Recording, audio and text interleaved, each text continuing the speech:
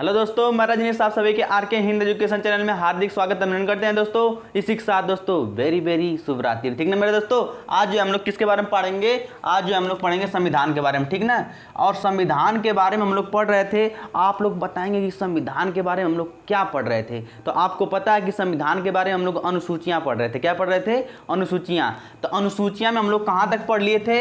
1 से लेकर 8 तक। 1 से लेकर 8 तक बहुत ही अच्छे तरीके से हम लोग पढ़ लिए हैं। फिर उसके बाद हम लोग को क्या चल रहा है इसमें, कल से जो है कि अनुसूची 9 के बारे में हम लोग पढ़ रहे हैं। कितने के बारे में? अनुसूची 9 के बारे में पढ़ रहे हैं। और बहुत ही बेस्ट तरीके से बताया जा रहा है। कोई भी कंसेप्ट यूपी पीसीएस लेवल का कोई भी एग्जाम जब ये खत्म हो जाएगा, अनुसूची का कोई भी जो है कि क्वेश्चन उठाएंगे उसको नस्ते नाबूद कर देंगे। ठीक ना मेरे दोस्तों, तो यहाँ आप देखना अनुसूची 9 के बारे में कल से चल रहा था। ये 2 या 3 दिन चलेगा अनुसूची सिर्फ 9। ठीक ना, इसमें घबराने की कोई बात नहीं है, सिर्फ ये थोड़ा सा बड़ा है, फिर 10, 11 सब खत्म हो जाएगा। ठीक, यहाँ आप देखना अनुसूची 9 के बारे में हम लोग पढ़ रहे थे। अनुसूची, पहली बात तो ये जान लीजिए कि अनुसूची संविधान में नहीं थी। अनुसूची 9, अनुसूची नहीं, अनुसूची 9 संविधान में नहीं थी। आपको बताया था कि मूल संविधान में सिर्फ और सिर्फ 8 अनुसूचियाँ थी। कितनी थी? सिर्फ और सिर्फ 8 अनुसूचियाँ थी। और वर्तमान में कितनी हैं? 12 हैं। तो आपको पता है जो 4 ठे का सफ़र है, इसमें जो 4 सफ़र किया है, ये 4 जो है कि मूल संविधान में नहीं थी। उसी में किसका नाम आता है? अनुसूची 9 का। अनुसूची 9 भी मूल संविधान में नहीं थी। कब इसको जोड़ा गया? कब जोड़ा गया मेरे दोस्तों? तो आप लोग को पता होगा कि आपको कल बताया था कि ये जो 9वीं अनुसूची है, ये पहला संविधान संशोधन, पहला संविधान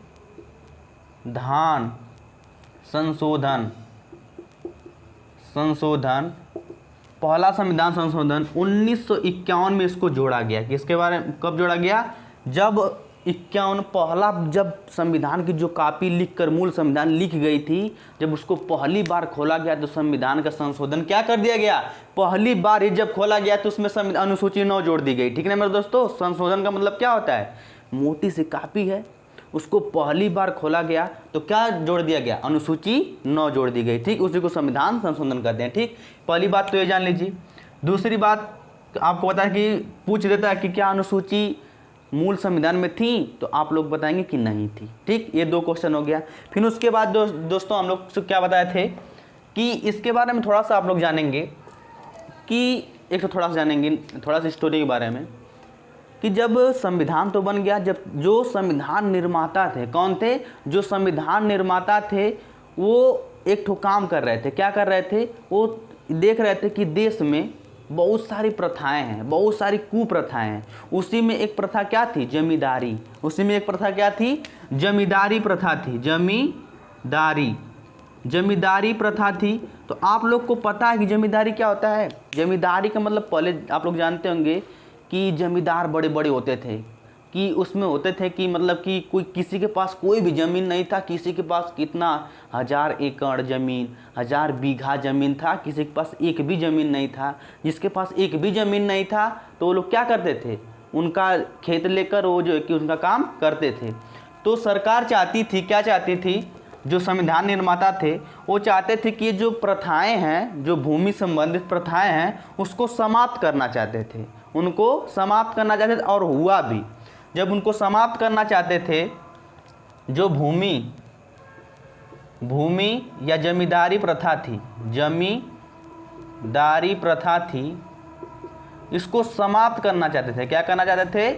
समाप्त करना चाहते थे। तो समाप्त करने के लिए जो राज्य सरकार होती है, उसको समाप्त करने के लिए एक कानून लाई। वो कौन से कानून था मेरे दोस्तों? वो कानून था भूमि सुधार अधिनियम। कौन था? भूमि सुधार अधिनियम। भूमि सुधार अधिनियम मेरे दोस्तों लाई कौन?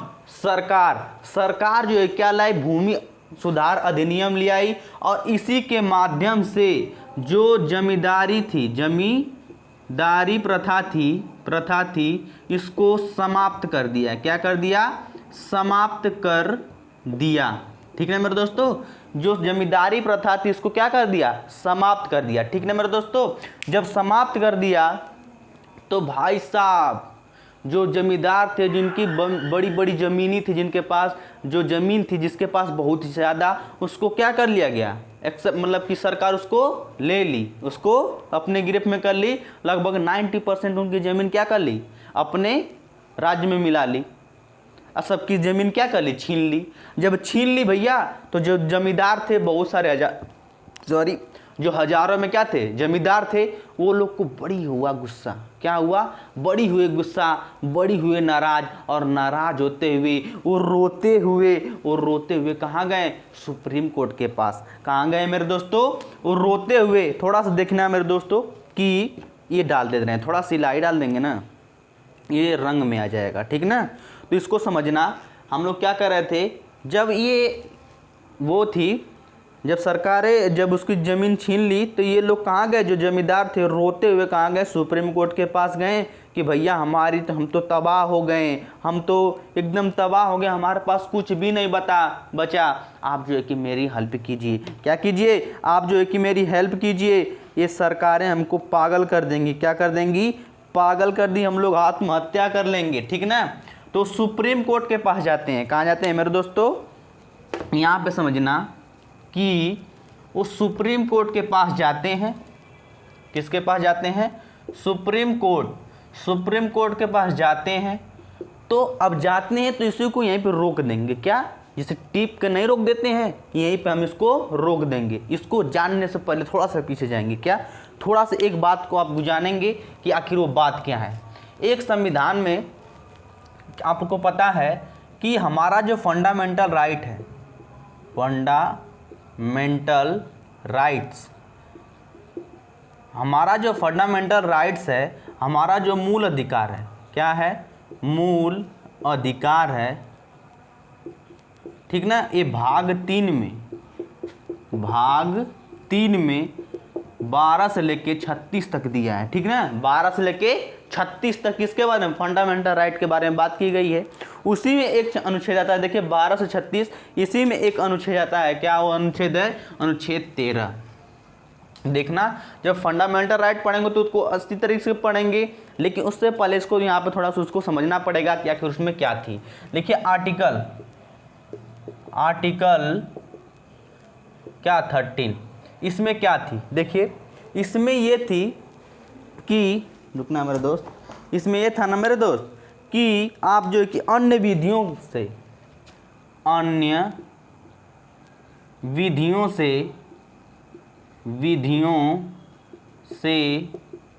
मूल अधिकार का संरक्षण, मतलब आप लोग समझ रहे हैं इसका मतलब कि अन्य जो विधि होंगी, जो सरकार बनाएगी, जो संसद बनाएगी, कोई भी बनाएगा, उसको क्या करेंगे मेरे दोस्त, उसको जो अन्य विधियों से मूल अधिकारों का संरक्षण, उसका क्या करेगा, ये अनुच्छेद 13 है ना। कोई भी विधि बनाएगी सरकार, कोई भी विधि संसद बनाएगी, कोई भी विधि जो कि राज्य सरकार या विधान मंडल बनाएगी, उससे उसको क्या कर देगा, वो मूल अधिकार का संरक्षण करेगा। कौन, आर्टिकल 13 उसको खारिज कर देगा। जो भी सरकार कानून बनाएंगी उसको क्या कर देगा, ये खारिज कर देगा। इसी में मेरे दोस्त एक थी, इसी में आर्टिकल, सब आर्टिकल था 13 का 1, या इसको क बोल सकते हैं, ठीक ना। 13 के ए था, एक था 13 का 2, ठीक ना, एक था 13 का 3। ये चीज़, 3 चीज़ थी मेरे दोस्त। जब 3 चीज़ थी तो इसमें क्या लिखा था, इसमें लिखा था मेरे दोस्त संविधान के पूर्व विधियाँ, ठीक ना।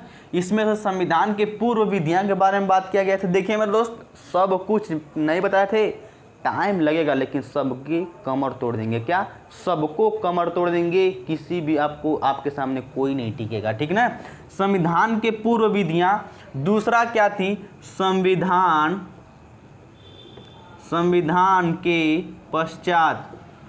पश्चात बोल लेंगे, या इसी को बाद कहेंगे, बाद विधियाँ, ठीक ना। ये 2 चीज़ थी।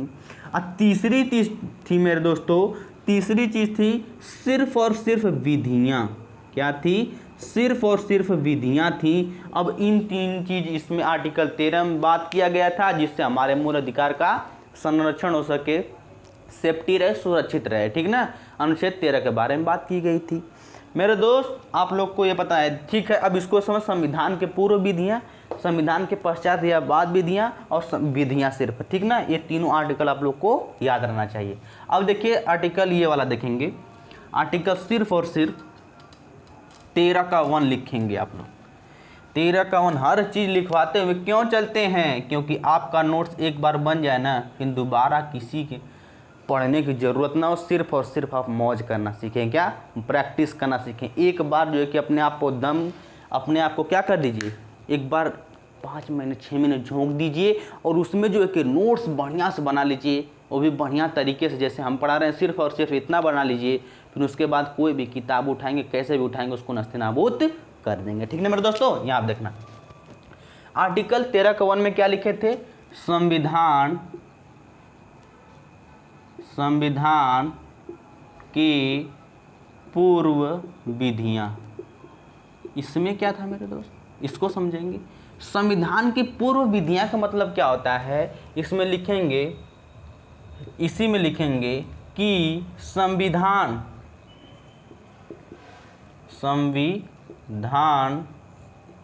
के पूर्व विधि, संविधान की पूर्व विधि यदि भाग, अभी बताया था ना, भाग 3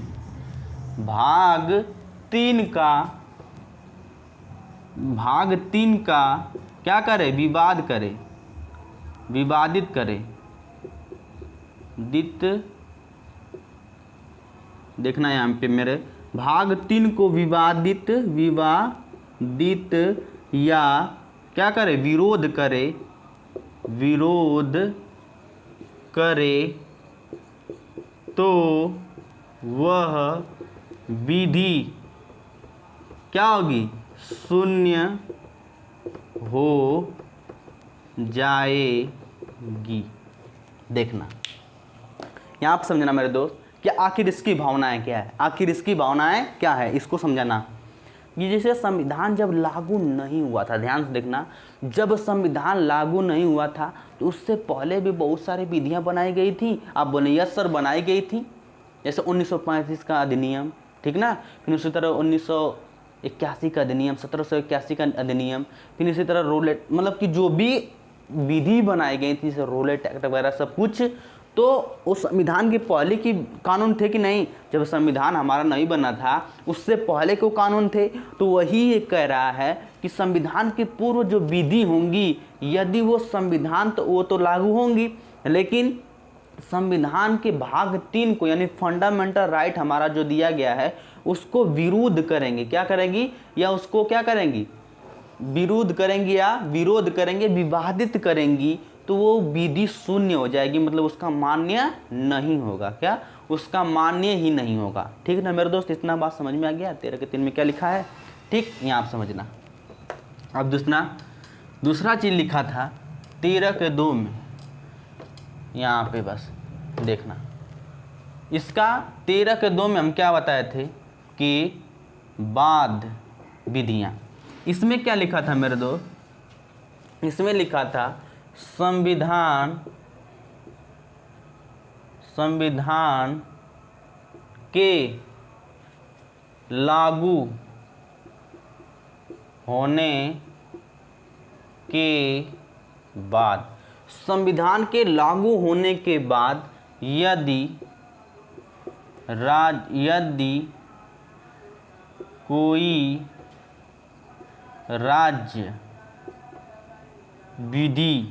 राज्य सरकार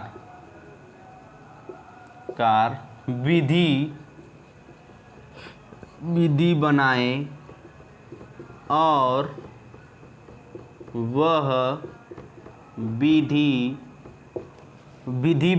और वह विधि भाग 3 का विरोध या विवादित करे, विवाद करे तो वह विधि को ही क्या कहते हैं मेरे दोस्त? कानून कहते हैं, याद रखना। वह कानून शून्य हो जाएगा। ठीक ना? इसकी बात समझना कि 13 के 2 में क्या रखा था कि यदि संविधान यदि लागू हो गया, मान लीजिए कब लागू हुआ था जल्दी बताइए? 26 जनवरी सन 1950 को लागू हो गया। यदि उसके बाद कोई भी राज्य सरकार, क्या कोई भी राज्य सरकार यदि कोई कानून बनाती है या कोई विधि बनाती है, तो यदि वो तो कानून बना दी, लेकिन हमारा जो फंडामेंटल राइट है 12 से लेकर 36 तक, उसमें किसी चीज़ का विरोध करेगी, क्या करेगी? यदि किसी चीज़ का विरोध करेगी तो वह कानून क्या हो जाएगा? भाग 3 का विरोध करेगी तो वह कानून भी शून्य हो जाएगा, यानी उसका मान्य नहीं होगा, वो कानून खारिज हो जाएगा। वो क्या हो जाएगा? वो कानून खारिज हो जाएगा, उसकी मान्यता कोई भी नहीं रहेगी। ठीक है मेरे दोस्तों, समझ में आ गया? ठीक ना? अब यहाँ आप समझना 13 के 3 में क्या, 13 के 3 में भावनाएं क्या थी? 13 के 3 में आपको बताए थे, क्या बताए थे मेरे दोस्त? अभी तो बताए हैं, अभी तो बताए हैं, कैसे भूल जाएंगे आप लोग? सिर्फ और सिर्फ विधियां थी। क्या थी? विधियां। अब ये क्या होती है? सिर्फ और सिर्फ विधियां थी। विधियां का मतलब क्या होता है पता है? जैसे कोई संसद मतलब जानते हैं ना, पार्लियामेंट, संसद हो गया, ठीक ना? संसद हो गया, राज्य सरकार या विधानमंडल, ठीक ना? कि कानून, ठीक ना? या नियम या विनियम, क्या? विनियम, कानून, नियम या विनियम, ठीक ना? विनियम कोई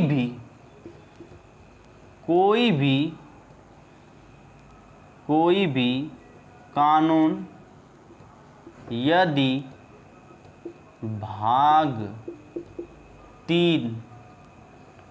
3 को क्या बोलते हैं? फंडामेंटल राइट, ठीक ना? भाग 3 को भाग 3 का विरोध करे तो वह विधि शून्य हो जाएगी।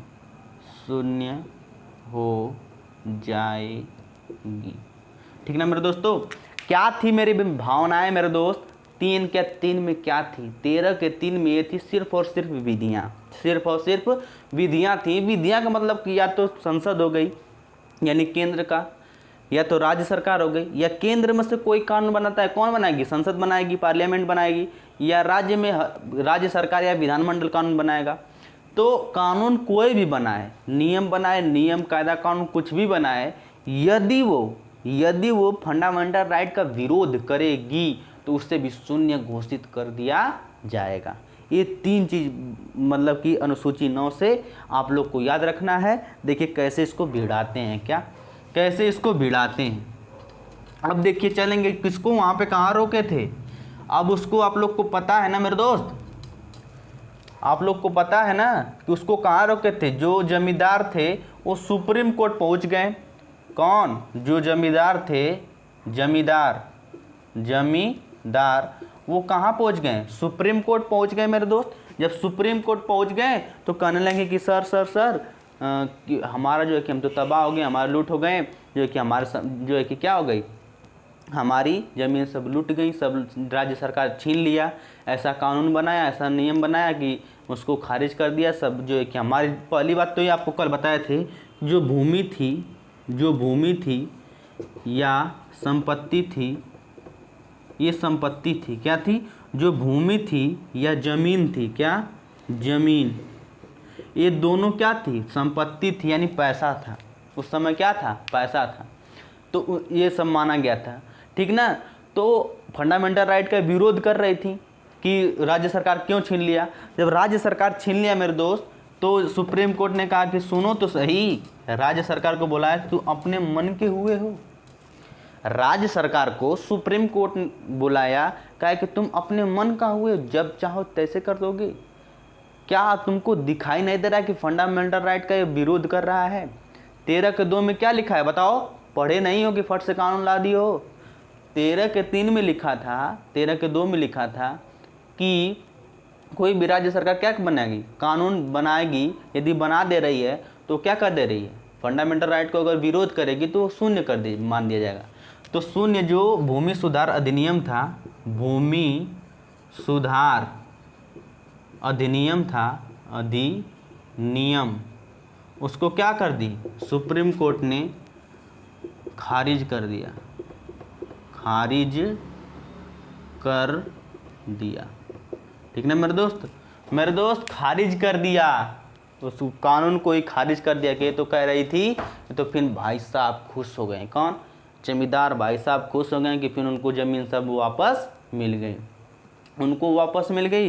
जो राज्य सरकार थी उनको बढ़ गया गुस्सा, क्या, उनका हो गया दिमाग खराब। ठीक ना मेरे दोस्तों, उनका दिमाग हो गया खराब। दिमाग हो गया किसका, राज्य सरकार का, राज्य सरकार या सरकार का हो गया, सरकार लिखिए सिर्फ, सरकार का दिमाग, देखिए कितना सब कुछ लिखवा रहे हैं, खराब हो गया। क्यों खराब हुआ मेरे दोस्त, वो खारिज कर दी, वो तो फंडामेंटल राइट के विरुद्ध कर रही थी। तो आखिर क्यों ये लोग गुस्सा आए, आखिर क्यों ये, क्या दिमाग क्यों खराब हुआ राज्य सरकार का, सिर्फ कि वो तो भलाई चाह रहे थे ना, कौन, राज्य सरकार भलाई चाह रहे थे कि जिनके पास ज़्यादा ज़मीन है, जिनके पास ज़्यादा भूमि है, उनको ले लेंगे, उनको मतलब थोड़ा बहुत दे देंगे, और उनके ज़्यादा जितना होता है 80% उसका ले लेंगे, और उनको लेकर जो कि गरीब हैं, जिनके पास एक भी ज़मीन नहीं है, वो मर रहे हैं भूख के मारे, उनको थोड़ा थोड़ा दे देंगे तो सब भलाई हो जाएगा। इसीलिए सरकार जो है कि क्या हुई, गुस्सा हुई कि हम तो एक भलाई का काम कर रहे हैं। इसी में सुप्रीम कोर्ट टांग लड़ा, क्या लड़ा रही है, टांग लड़ा रही है।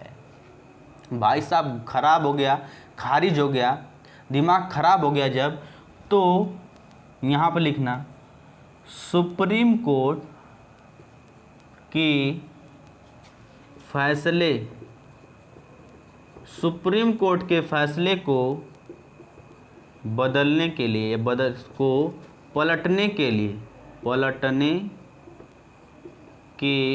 लिए राज्य सरकार ने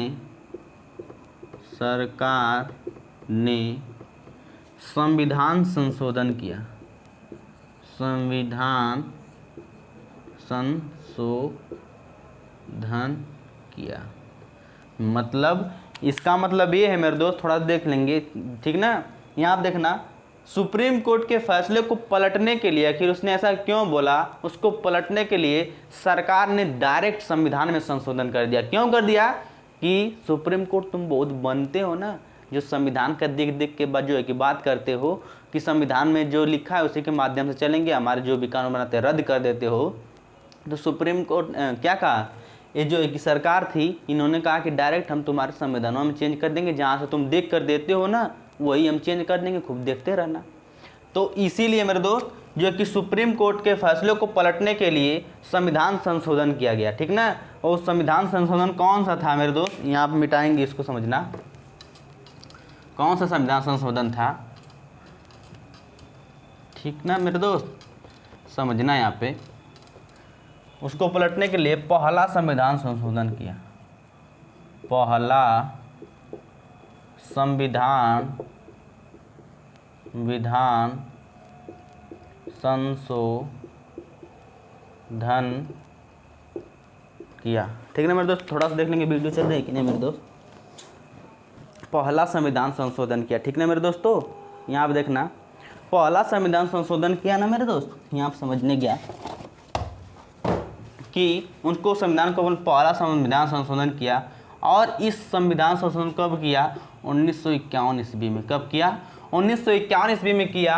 और इसके माध्यम से 2 आर्टिकल जोड़े, कौन कौन से, एक तो जोड़ा इसमें आर्टिकल A31 का A और एक जोड़ा इसमें आकर 31 का B। एक तो ये जोड़ा, एक तो ये जोड़ा, ठीक ना मेरे दोस्तों। और इसमें क्या था, इसमें क्या था वो अब आप लोग को लिखना है कि आखिर इसमें क्या था। इसको मिटाएंगे और लिखेंगे कि 31A में दो चीज़ इसमें जोड़ दिया। पहला संविधान संशोधन के तहत 31 में एक तो परिवर्तन किया, 31 का एक देखना आर्टिकल कौन सा था, 31 का A में क्या था इसको समझना। इसमें जोड़ा है ना कि यदि सरकार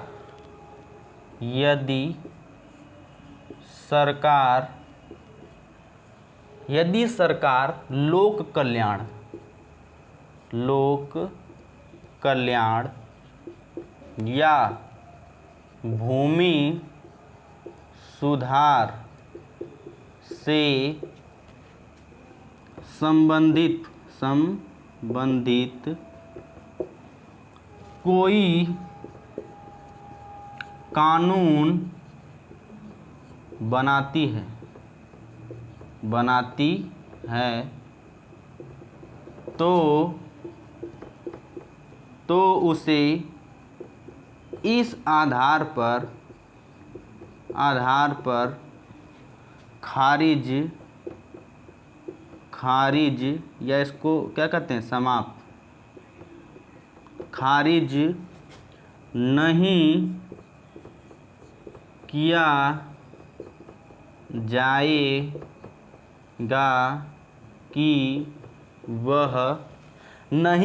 जाएगा कि वह भाग 3 या फंडामेंटल राइट भी लिख सकते हैं, भाग 3 का विरोध कर रही है। मेरे दोस्त इसको समझना इतना आसान थोड़ी ना होता है, इतना बुक में पढ़ेंगे तो हवा भी नहीं लगेगा, सच कह रहे हैं। बुक में पढ़ेंगे ना तो कभी आप उठा लीजिएगा, संविधान उठाइएगा, यदि आप लोग नहीं अच्छे से पढ़े हैं तो जितना पढ़ाएंगे उतना समझ में आएगा, नहीं तो हवा भी नहीं लगेगा, ठीक ना। ये सब ऐसे ऐसे अनुच्छेद हैं, कोई नहीं बताता, ठीक ना मेरे दोस्तों, कोई भी नहीं बताता, ये आप लोग को पता है, ठीक ना। इतना बढ़िया से बताया जा रहा है, ठीक। यहाँ पर समझना कि यदि सरकार लोक कल्याण या भूमि सुधार से संबंधित कोई कानून बनाती है तो उसे इस आधार पर खारिज नहीं किया जाएगा कि वह भाग 3 का विरोध कर रहे हैं। मतलब ये है भाई साहब, उसमें चेंज कर दिया, सरकार ने संविधान में ही चेंज कर दिया।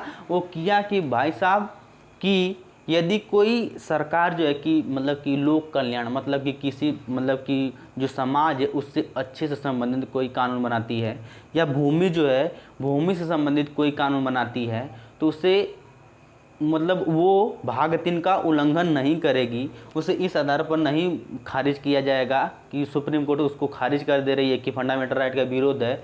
तो इसमें जोड़ दिया गया डायरेक्ट संविधान में, जिससे कि सुप्रीम कोर्ट भी इसे रद्द ना कर सके, ठीक है ना मेरे दोस्तों। अब ये लिखित प्रमाण हो गया ना मेरे दोस्त, ये लिखित प्रमाण हो गया, अब इसको सुप्रीम कोर्ट के देख कर देगी, ठीक। और दूसरा चीज़ देखना कि इसमें क्या था, 31 के बी में क्या था, 31 के बी में क्या था। इसमें था मेरे दोस्त कि यदि कोई कानून अनुसूची 9 में डाल दिया जाए तो उसे सुप्रीम कोर्ट, कौन, सुप्रीम कोर्ट जुडिशियल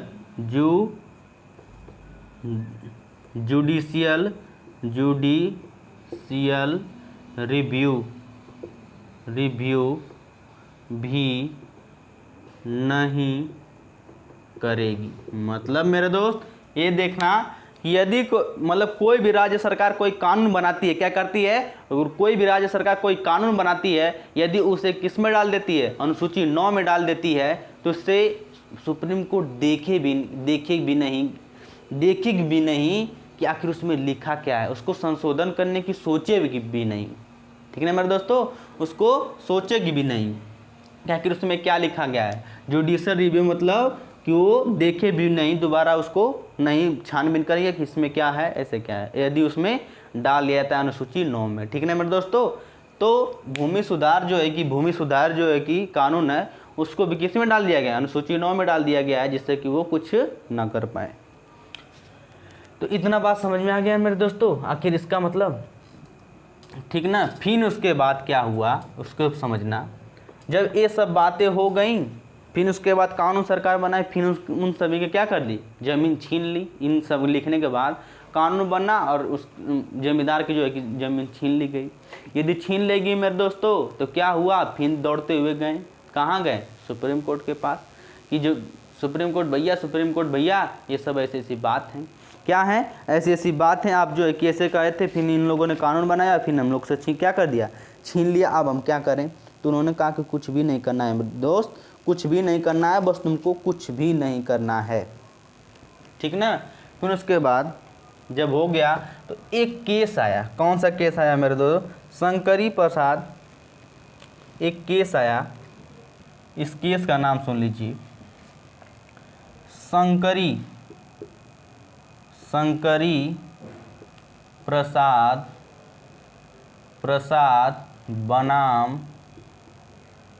बनाम भारत संघ। इसमें क्या कहा मेरे दोस्त, इसमें शंकरी भैया हैं, इन्होंने कहा, ये भी जमींदार वगैरह से जो है कि PIL डाले, जब PIL डाले, जो कि याचिका डालें, तो इनके माध्यम से क्या क्या भारत सरकार के विरुद्ध क्या कर दिया, केस डाल दिया कि भाई साहब इन दोनों के बीच क्या हुआ, कानून हुआ, क्या हुआ, एक केस आया। और इस केस में शंकरी प्रसाद जी है, ये इन्होंने क्या किया, इसमें याचिकाकर्ता ने थे, इन्होंने कहा कि सुप्रीम कोर्ट साहब, क्या कहा मेरे दोस्त, सुप्रीम कोर्ट साहब, यहाँ पे देखना, इन्होंने कहा सुप्रीम कोर्ट साहब, क्या क्या हम बातें लिखते हैं मेरे दोस्त, कोई नहीं लिखेगा इसको, ठीक ना। सुप्रीम कोर्ट साहब, इसको समझ लीजिएगा कि सुप्रीम कोर्ट साहब, ये जो कानून बनाया गया ना, जो राज्य सरकार कानून बनाई है, क्या बनाई है, राज्य सरकार, वहाँ पे लिख लीजिएगा अपने आप से, राज्य सरकार जो कानून बनाई है, क्या बनाई है, कानून बनाई है, और कानून के माध्यम से जो 31 का A और 31 का B क्या की है, जोड़ी है, किसमें, संविधान में, किसमें जोड़ी है, संविधान में जो जोड़ी है, यह असंवैधानिक है,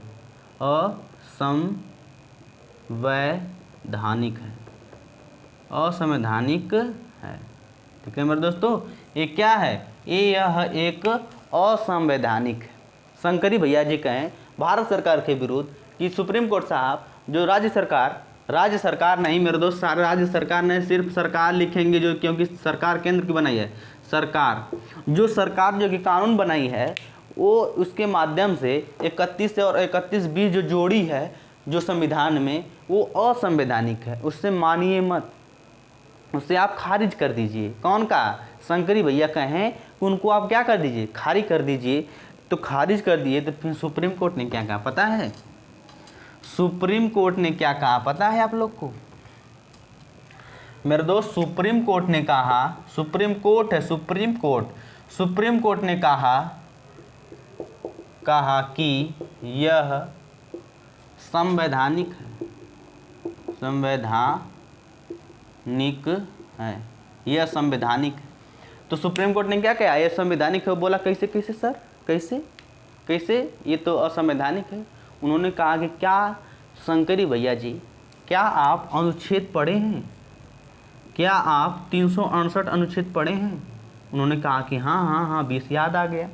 अभी से क्या हुआ, अभी से याद आ गया सर। 368 के माध्यम से, इसमें ये नहीं कहा, कभी नहीं कहा, इसके माध्यम से, इसमें जो रूल दिए गए हैं, जो प्रक्रिया दी गई हैं, इस प्रक्रिया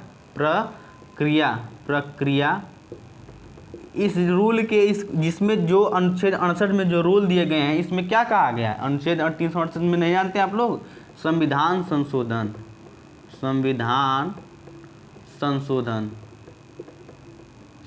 संशोधन के बारे में बात की गई है। यदि कोई संविधान में संशोधन होता है वो किसके माध्यम से होता है मेरे दोस्त? 368 के तहत ही होता है। जो उसमें प्रक्रिया दी गई है, जो नियम दिए गए हैं, उसको फॉलो करते हुए संविधान का संशोधन किया जाता है। आपको बताए थे कि जो इसमें है, इसमें दो चीज़, एक तो साधारण बहुमत होता है, साधारण, एक तो विशेष बहुमत होता है। एक क्या होता है? विशेष बहुमत होता है। तो जो संविधान में संशोधन होता है वो विशेष बहुमत यानी 2/3 भाग, 2/3 जो संसद होते हैं, जो राज्य होते हैं, उसकी सहमति चाहिए, मतलब 2 हस्ताक्षर करेंगे, फिर आधे जो राज्य होंगी, आधे सरकार उसमें की जो कि उसको मानेंगे, तब जो कि संविधान संशोधन होगा। तो सुप्रीम कोर्ट ने कहा कि ये संवैधानिक है। क्या है? संवैधानिक है। जो 368 में जो प्रक्रिया, जो रूल दिया गया है संविधान संशोधन की, उसके माध्यम से क्या किया गया है? उसके माध्यम से 31 का ए और 31 का बी जोड़ा गया है। क्या जोड़ा गया है? 31 का बी। ये अपने मन से नहीं जोड़ा गया है, ये जो है कि एकदम प्रक्रिया का फॉलो करते हुए जोड़ा गया है। ठीक है मेरे दोस्तों, इसको प्रक्रिया के फॉलो करते हुए जोड़ा गया है। तो इससे यह पता चलता है, जब ये शंकरी प्रसाद का ये आया ना, इससे तब आप सबको समझ में आया, अरे यार, यानी 368 के तहत के माध्यम से संविधान में भी, संविधान माध्यम से फंडामेंटल राइट यानी भाग 3 में भी संशोधन किया जा सकता है। जब शंकरी प्रसाद बनाम भारत संघ का जब केस आया, यानी इसके माध्यम से ये भी पता चला सरकार को, ये भी सुप्रीम कोर्ट को पता चला कि अरे यार, ये तो 368 ऐसी चीज़ है कि ये जो है कि क्या है, फंडामेंटल राइट में भी ये जो है कि क्या कर देगी, फंडामेंटल राइट में भी संशोधन कर देगी। तब ज्ञात हुआ। ठीक ना मेरे दोस्तों। फिर उसके बाद जो है कि एक केस आया, एक केस और देखना मेरे दोस्त, कि सज्जन सिंह बनाम, देखना, सज्जन सिंह बनाम, और ये जो है कि केस ना 1951 ईस्वी में आया था। ठीक ना मेरे दोस्तों। ये कब आया था? 1951 ईस्वी में तुरंत आया, जब वो संशोधन हुआ, पहला संविधान संशोधन, उसी में ये भी आ गया। ठीक ना। फिर उसके बाद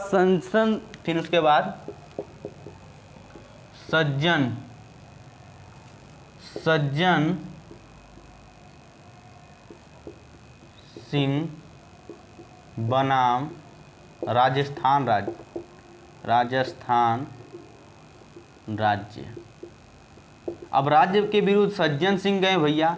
सज्जन सिंह जब जो राजस्थान थी उसके विरुद्ध जो है कि याचिका डाल दी है सज्जन सिंह।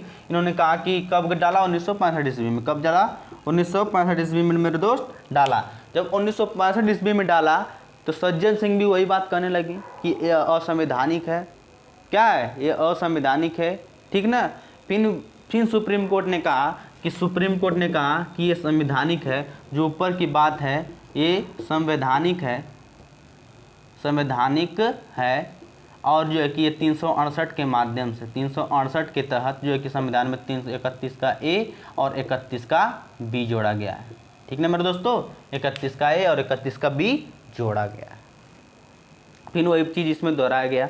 फिर उसके बाद गोलकनाथ बनाम पंजाब राज्य। क्या?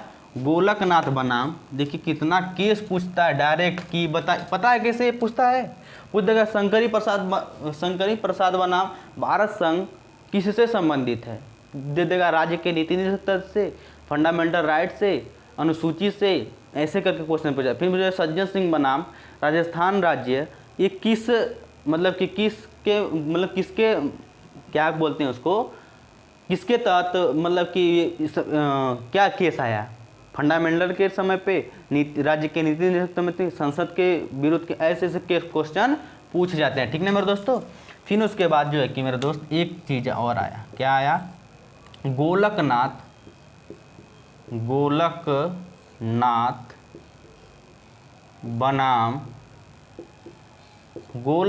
बनाम क्या? भारत संघ।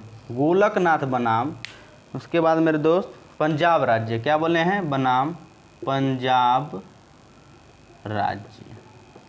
गोलकनाथ बनाम पंजाब राज्य। एक गोलकनाथ बनाम पंजाब राज्य कब आया था मेरे दोस्तों?